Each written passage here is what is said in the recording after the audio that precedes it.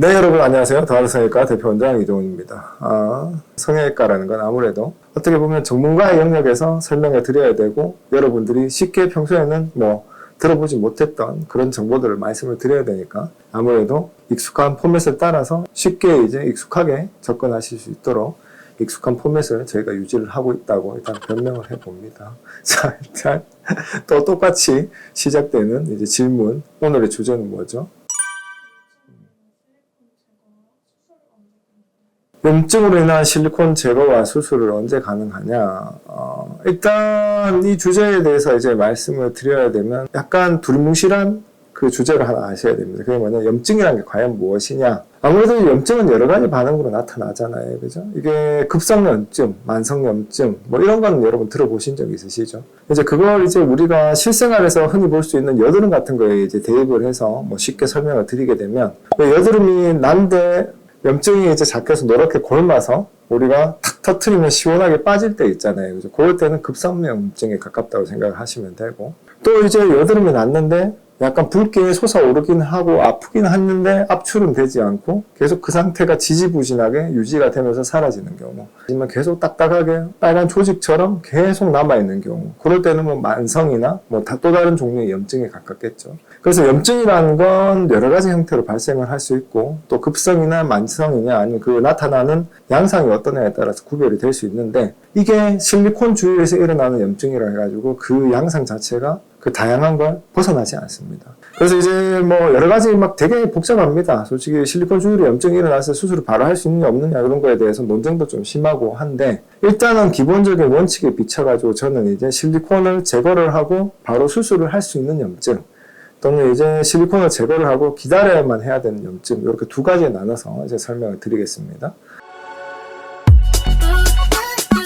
그럼 이제 첫 번째, 실리콘을 제거하고 바로 수술을 할 수 있는 염증, 이런 건 무엇이냐? 이제 실리콘이란 건 일단 기본적으로 우리 몸에 들어가게 되면, 우리 몸은 실리콘 이물질로 인식을 해서 캡슐이란 막으로 감싸서 몸하고 분리를 시키거든요. 그럼 캡슐에 의해서 몸하고 장벽으로 분리되고 실리콘도 이제 장벽으로 보호받고 이런 형식이 되는 건데, 그 캡슐이 생기는 상태가 굉장히 안정적이고, 그리고 그 주변으로 어떤 일이 만약에 이제 그 캡슐을 만드는 과정 자체가 되게 잔잔하게 흘러간다면 쫓아보내려고 급격한 반응을 일으키진 않지만, 그 캡슐을 만들어내는 세포들이 계속 어떤 반응을 일으키는 거. 그렇다면 이제 실리콘 주위로 그런 미세한 염증들이 계속 반복이 됐을 때는 우리가 임상적으로 들어가 보게 되면 캡슐 자체가 좀 두껍게 되어 있고, 캡슐에 이제 조직에 붙어 있는 쪽은 괜찮은데 실리콘 쪽에 있는 캡슐들은 굉장히 좀 지저분하게 약간의 성숙하지 못한 끈적끈적한 조직들, 이런 식으로 이루어져 있는 경우가 있습니다.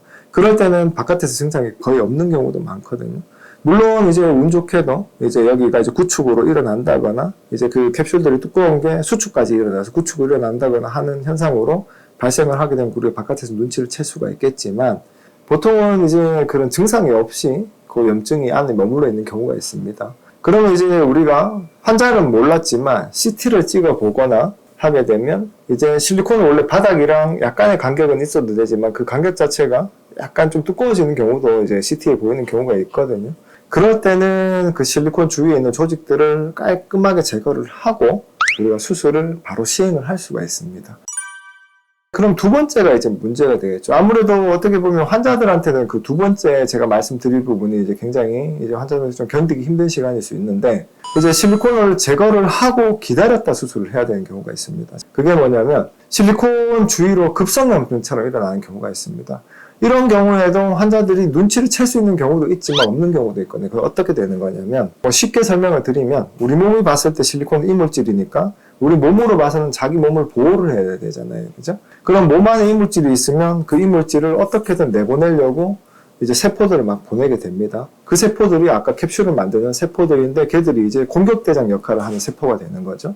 그렇게 되게 되면 어떻게 되느냐? 처음에 이제 이물질이 있었는데 그걸 제거를 하지 못했다. 우리 몸이 공격을 실패를 했잖아요. 그죠? 그러면 두 번째는 공격을 진을 더 많이 만들어서 보내야 되겠죠. 그죠? 근데 두 번째 또 실패를 했다. 그럼 또 세 번째 더 많이 보내야 되겠죠. 그죠?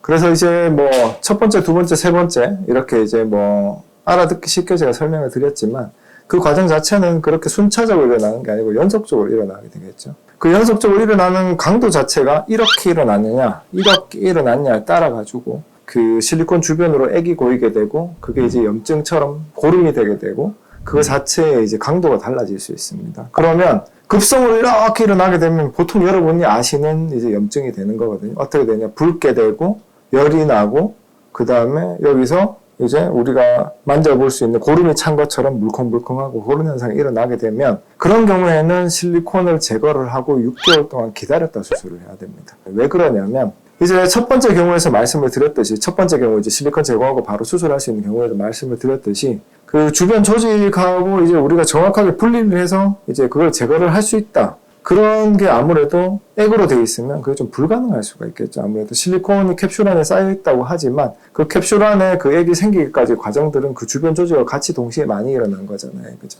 염증을 일어나는 그 반응 자체가 주변 조직들에 영향을 미칠 수가 있고 실리콘이 없는 곳에서도 그게 염증 반응을 일으킬 수도 있고 그래서 이제 실리콘 염증 반응이 그런 식으로 계속 일어나는데 급성으로 일어나는 경우에는 실리콘 주변으로 국한되는 경우도 많지만 이게 서서히 그 반응이 일어나서 액이 차기 시작했을 때는 코끝이나 뭐 이런 데서 실리콘이 뚫고 나오는 듯이 조직 자체가 손상이 같이 반복되는 경우도 굉장히 많거든요. 그렇게 되게 되면 실리콘을 제거를 하고 기다렸다가 수술을 해야 됩니다. 왜냐하면 조직의 손상이 일어난 것도 회복되는 시간이 필요하고 그 염증 반응이 가라앉을 시간도 필요하고 그 전반적인 염증 반응 자체가 없어지는 시간이 필요하잖아요. 그죠? 그런 경우에는 바로 수술을 하지 못하고 실리콘을 빼고 그 경우에 따라서는 그 정도의 차이가 있을 수 있겠지만 보통 대략적인 기간을 한 6개월 기간에 이제 텀을 두고 수술을 하는 게 좋습니다. 정리를 해드리게 되면 어떻게 되느냐.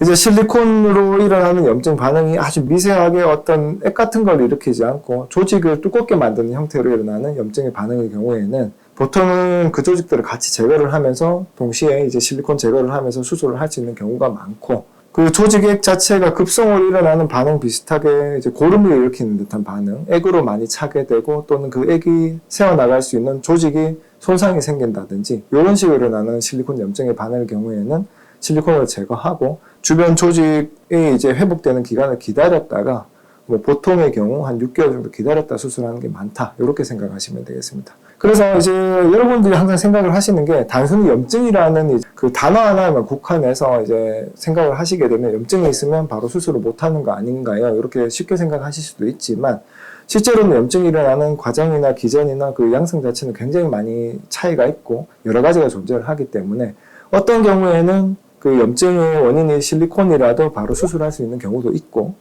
염증의 원인이 실리콘이지만 바로 수술할 수 없는 경우도 있다. 이렇게 생각하시면 되겠습니다. 이상 이제 실리콘하고 이제 실리콘으로 인한 염증과 이제 코 수술을 언제 할 수 있는가 그 시기의 상관관계에 대해서 설명을 드렸는데 그래서 제가 드리는 이제 설명들은 이제 의학적으로 뭐 어떤 용어나 의학적인 어떤 깊이를 가지는 게 아니고 이제 보시는 분의 입장에서 쉽게 이제 이해를 하실 수 있도록 제가 설명을 드린 거거든요. 그래서 결국에는 본인의 코 상태가 어떤지는 이제 의학적인 장비의 도움, 예를 들어 CT나 아니면 우리가 이제 코 안을 들여다보는 어떤 행위나 이런 걸 거쳐야 되고 또 이제 전문가, 성형외과 의사 선생님이나 이제 코를 보실 수 있는 이제 의사 선생님한테 가서 보시는 게 맞다고 생각을 하시는 게 맞고 항상 본인 코가 뭔가 의심이 되고 바로 수술을 할 수 있느냐 없느냐 이런 경우에도 차이가 있을 수 있으니까 전문가의 의견을 꼭 들어보시고 상담을 받으러 오시는 게 가장 현명한 결정이 되겠습니다. 이상 더하더 성형외과 대표원장 이정훈이었습니다. 다음에 또 만나요.